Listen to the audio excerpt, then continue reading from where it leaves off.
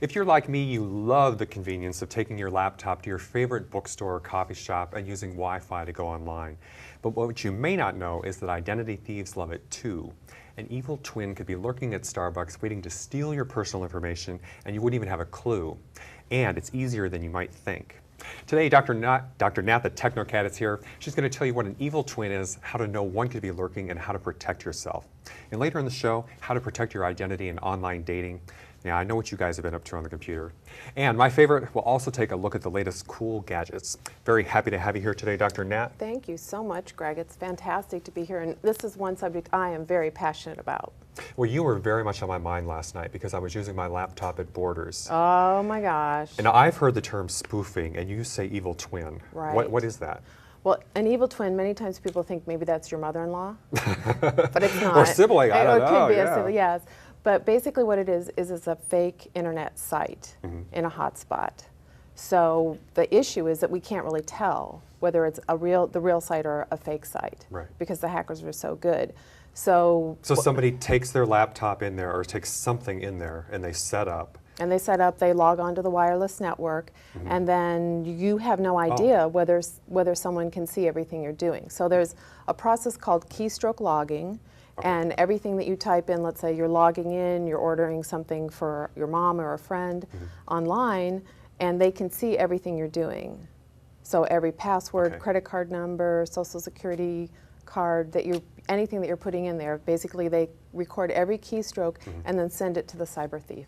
Wow, pretty scary stuff. Very scary. So how do they do that? Well, there's computer programs that are deposited onto your computer via Trojan horses. And so I have a couple remedies today, because what I don't want to do is have people be so scared that they never shop online or don't use the Wi-Fis. But what I do want them to do is to be smart about it. Okay.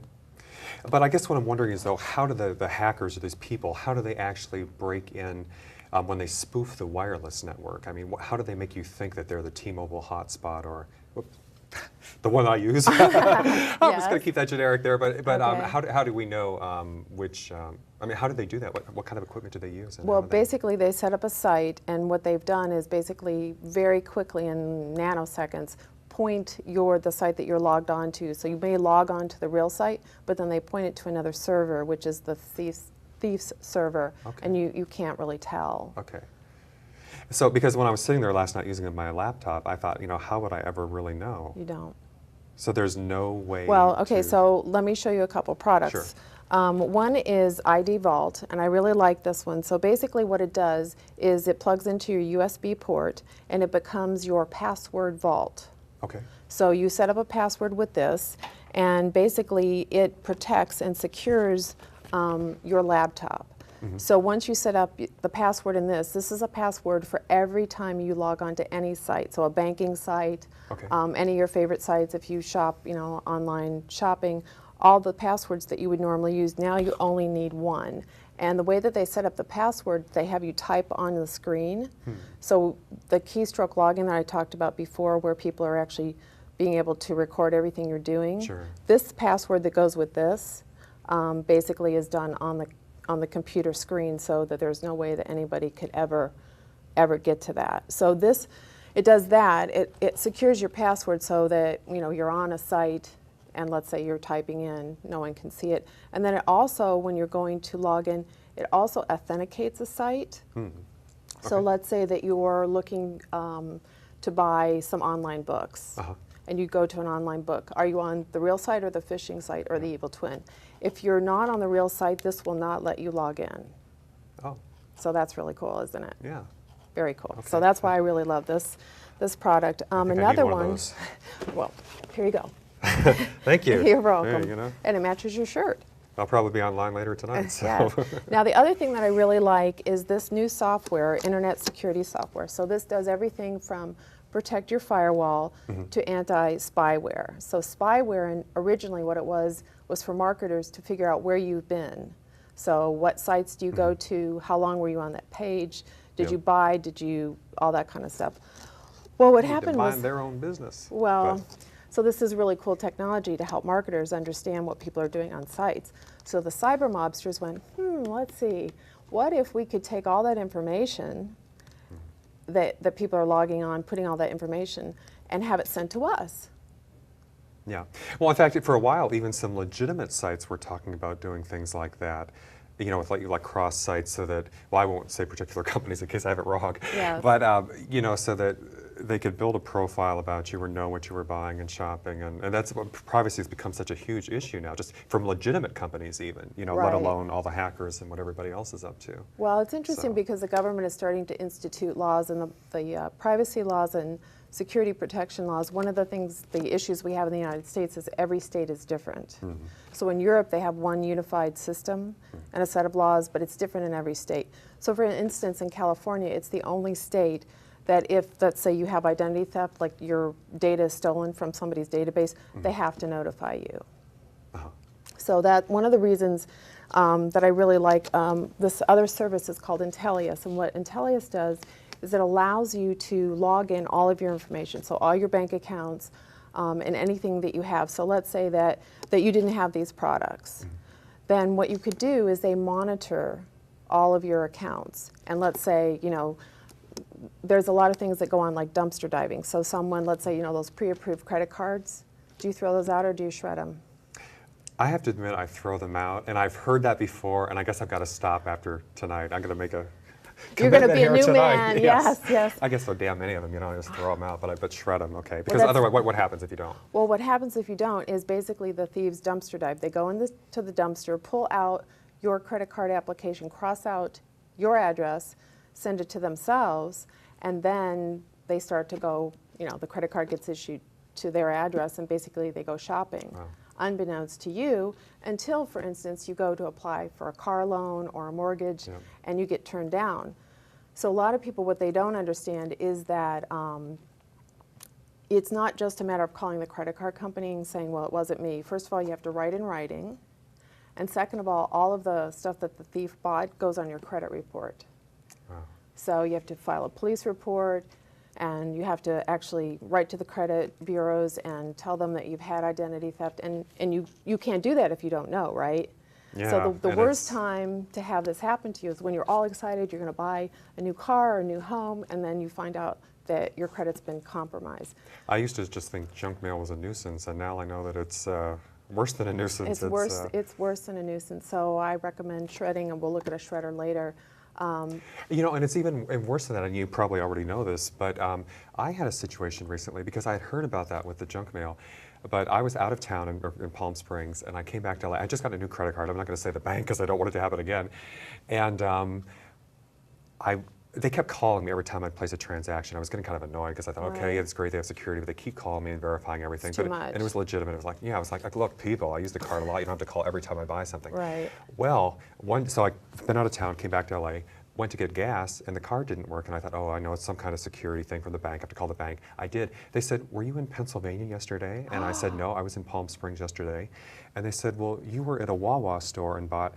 So, and apparently, according to, so they blocked the card, and the bank was terrific. And then because at first when I called them, I said, you know, you guys don't have to call me every time I buy something, I use this card. I was apologizing to the woman at the end of it. I said, oh my God, you guys are so great, I can't believe you caught this. Because what she told me they did, they randomly generate numbers, and they put them on plastic, and they go into these convenience stores and make small purchases. And if they get a hit, like mine, where it starts working, they will go out and then start with the big stuff. Fortunately, the bank caught it within 24 hours and shut it down, because they knew I couldn't be in California and Pennsylvania, because it shows up that they have the card, not just like they entered the number. Twin. Yeah. But anyway, so that happened to me. You know, as much as I read about this and do these shows, I mean, it actually happened to me. And, you know, of course, we closed the account, which was a major hassle. And the bank didn't, you know, they removed everything. They caught either proactively. I love what the bank did with that, but yeah. That's great. Yeah, about 10 million Americans to date have had identity theft happen to them. In 2003, it was maybe 20% at least reported, and it went up 80% in 2005. And the FTC now says that identity theft is more profitable, if you can believe this, than illegal drug trafficking. Isn't that something? And I think you said in your literature too that it's more profitable. You know, they realize it's more profitable than mugging you. Oh yeah. I mean, why mug you when I could go get your bank account and everything else? You know. Well, think about it. You know, you're following somebody to their car and you're going to knock them over the head and take their purse. Well, why not just sit in airport Wi-Fi? Yep. and be you're able going to to see get a criminal everybody's. record, go to jail, or risk that. Right. Whereas a lot of times identity theft, even these days, I hate to say it, but what I hear is the police departments treat it as a victimless crime that, oh, the bank eats the cost or something. You don't really pay, the bank does or something. I mean, at least in some situations. Well, I talked to the police departments and I said, why don't you guys prosecute? And they said, well, we have, we only have so many taxpayer dollars. So it's very difficult to track, and a lot of times it's done like in other countries, overseas, and so it's very difficult. And so we have to decide, well, are we going to go after a robber or a murderer, or are we going to go after cyber theft? And right now there just isn't funds to be able to track it. And if you don't have some sort of security or something like Intellius where they actually, let's say a credit card got taken out in your name, they will email you or call you and say, hey Greg, did you do this? And if you didn't, then you automatically know that someone has registered or applied for credit in your name, and you can see the address where the card was sent to. I was thinking, I just hope their site doesn't get hacked, Well, I know, I get that question a lot, and people say, oh, is my data really secure? And they've done everything humanly possible to prevent that. But if it does happen, the really cool thing is they have $25,000 worth of insurance that comes with your membership, and that gives you a recovery agent, which CalPERG did a study, and it's about 600 hours of time that it takes to fill out all the paperwork, which is about 15 weeks of full time. So that recovery agent helps you step through this and pays for time off work or any of the expenses you might have. So no system is 100% proof, so that's why the insurance is really cool. Step in the right direction. Up next, how to protect yourself from your identity in online dating. We'll be right back with Dr. Nat.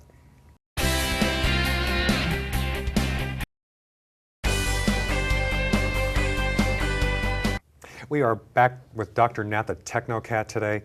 Okay, well, we know what people are doing on their computers these days. I mean, the online world has changed everything, and certainly the world of dating has gone online in a big way. $450 million a year is spent $450 million.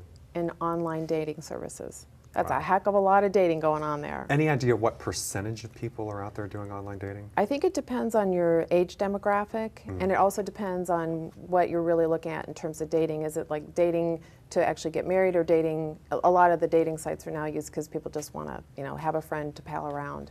So yeah, to say the least, right? Yes, or something like that. You know what I'm talking about.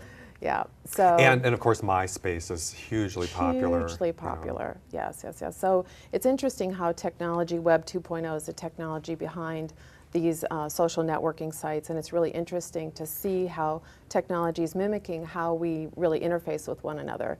And so it's made it really easy to meet and greet and find out about people, but the question is, who are these people? Right. Who are they really? And that's the unfortunate thing. There's such an upside to technology, but there is love email, but there's a downside, spam. So what's the downside to the online dating? We've heard some of the horror stories, but right. So one of the things is looking at your communication. So maybe you want to sign up for a free email address.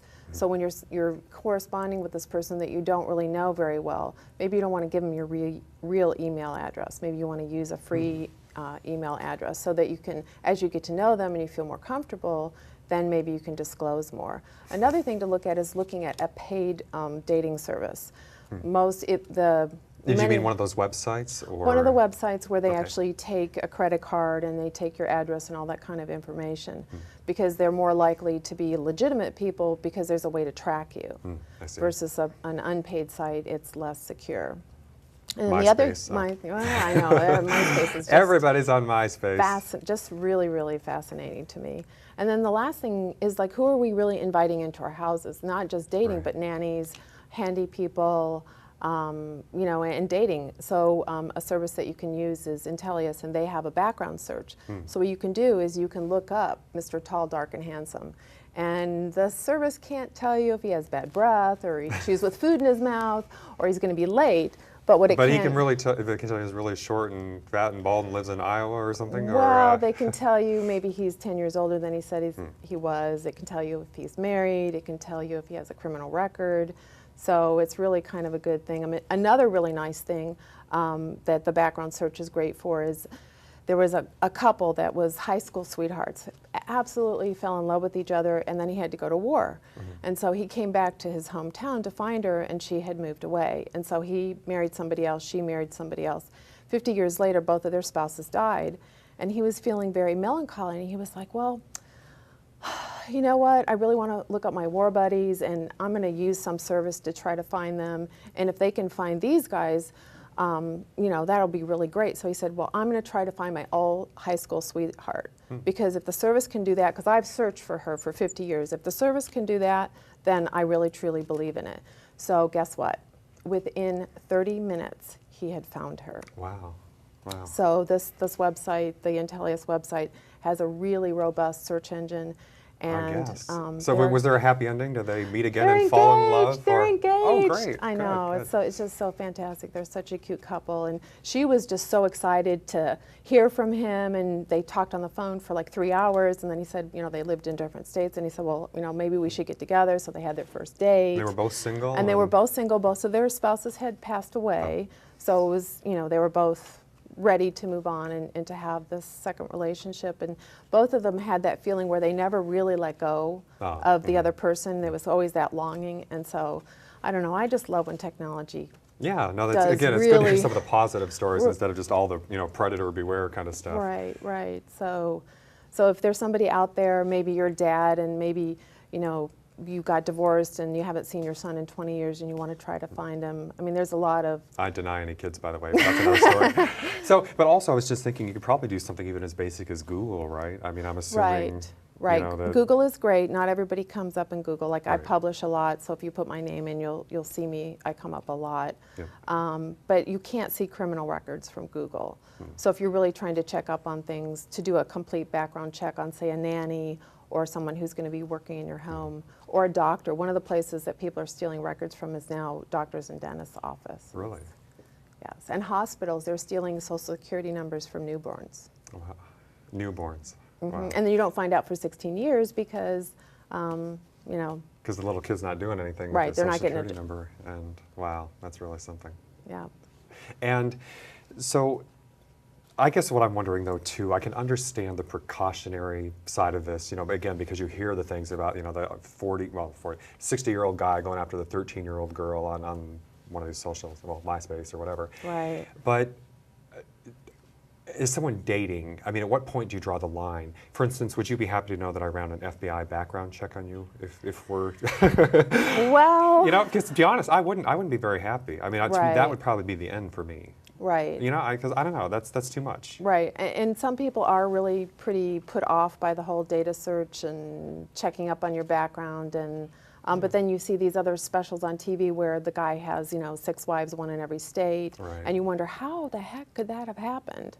How could you not know that these people have double lives? So I would say that, you know, some of it is using your gut instinct, and some of it's being really smart about who you associate with, and you know, getting to know their friends and family, and being involved in their life. So I think you're absolutely right. I think that each individual has to kind of see, you know, see what works for them. But at least you know it's an option. I was thinking, you know, when you say about using the fake email addresses, I'm assuming people should, you think they should use their real names? Because I thought... No, don't use the real names. No, so you might use Greg12345 or something like that. Because if you used Greg Mantell, obviously they could Google you and find you and your TV show and Sure. and everything. Yeah, you'll find me if you check Google. I'm out there. Yes. But yeah, but I was thinking again, you know, there's a little bit of a double standard, because on the one hand, you know, I want to know everything about you, but you don't want to tell me anything about you. You know what I mean? So that's kind of hard to do a dating situation like that, where you know, Right. one side can't know everything and not know anything about the other. Well, I would say maybe start out kind of cautious until you get to know somebody, and then if you feel like you can trust them and you're using your gut, and your gut's, you know, has a good read,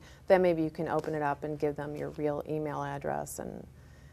But you know, you're right. I mean, you could feel really offended if somebody checked up on you, and so anybody out there dating Greg, don't do that. Talking to the FBI. Yeah, well, they're probably looking for me right now. Later, so. Up next, I'm looking forward to this, the latest cool gadgets, more with Dr. Nat. We'll be right back.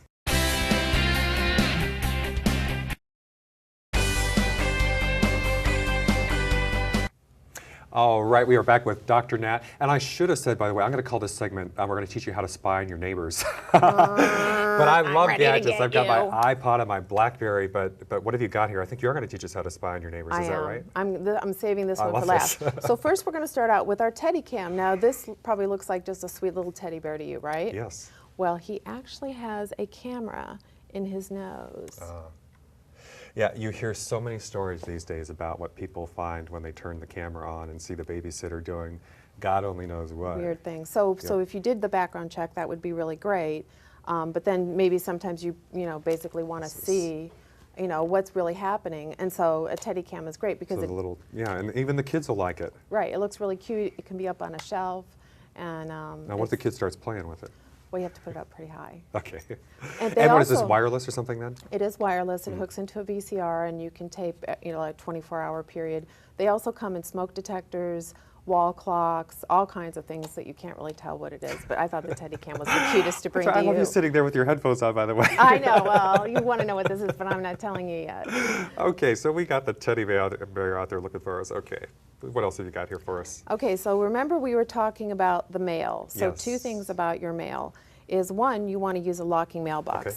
So this guy, basically, this opens, and you would put your outgoing mail up here, and then the mail that you would get from the mailman, the incoming mail, you would have a lock so that people can't go in and dumpster dive or steal your mail. So think about it. You have a credit card bill that you need to pay. You write out your check. You put your credit card statement in there. You put it in the mail.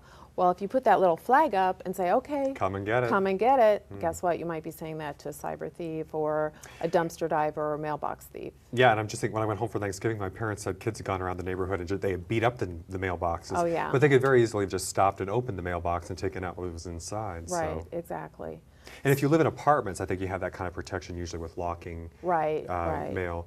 But most private residences, I think, don't really. No, a lot of people don't have locking mailboxes. And in America, we live in a free country. We really take security, I think, for granted.